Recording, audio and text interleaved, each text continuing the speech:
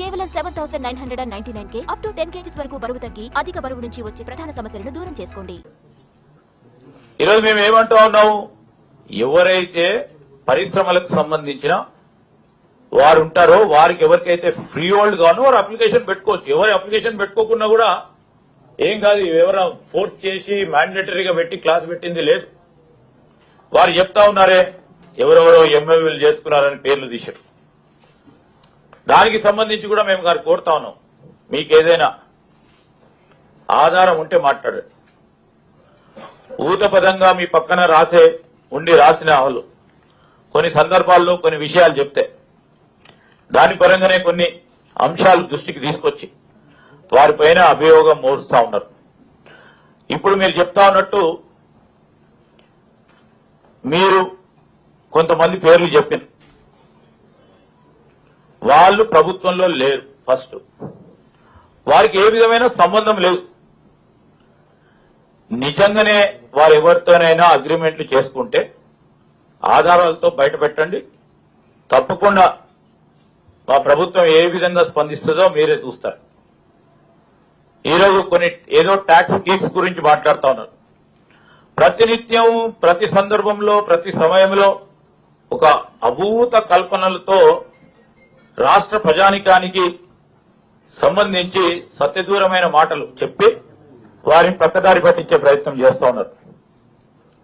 ఈరోజు Jubilee hills లో ఎన్నికల్లో ఓడిపోయినప్పటి నుంచి వారి పగలే చుక్కలు వాళ్ళు కనబడతా ఉన్నాయి. అందుకోసమే మరి ముఖ్యమంత్రి గారి పేరు కానీ ముఖ్యమంత్రి గారి అంశం కానీ ఎప్పటికప్పుడు వారు ప్రతి అంశంలో కూడా చెప్తా ఉన్నారు.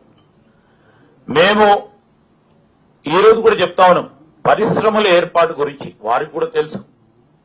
ఇంద్రపూర్వకం ప్రభుత్వాలు నడిపించిన వారికి అందరికీ కూడా తెలుసు. రాయితీతో స్థలాలు పరిశ్రమలు రావాలి, పెట్టుబడులు రావాలి, దానివల్ల ఉపాధి కల్పన రావాలని రాయితీలతో కూడుకున్న అంశం.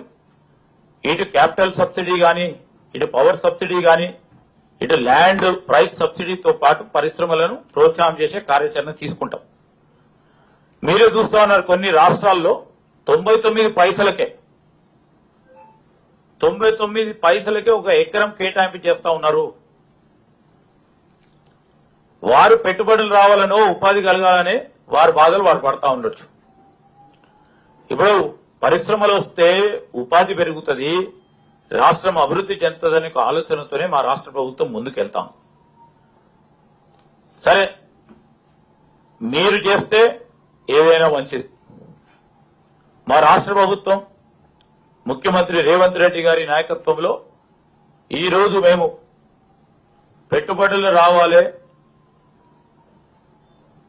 ఉపాధి పెంచాలి, పారిశ్రామికవేత్తలకి పక్క రాష్ట్రాలకు ఈ రోజు మొత్తం మన దేశంలో ఉన్న రాష్ట్రాలంటి కంటే మెరుగ్గా మనం ఒక పారిశ్రామిక పాలసీని తీసుకురావాలి.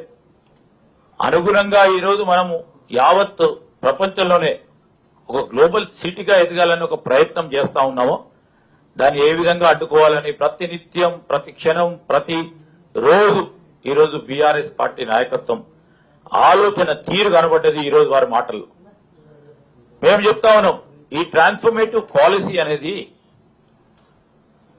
ఎంతమంది అయితే ఈ పరిశ్రమలకు సంబంధించి వారి సొంత ల్యాండ్లు ఉన్నాయో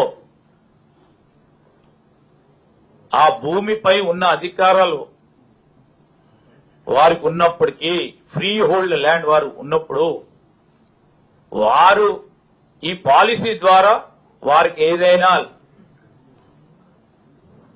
అవకాశం ఉంటుందంటే అప్లికేషన్ పెట్టుకుంటారు.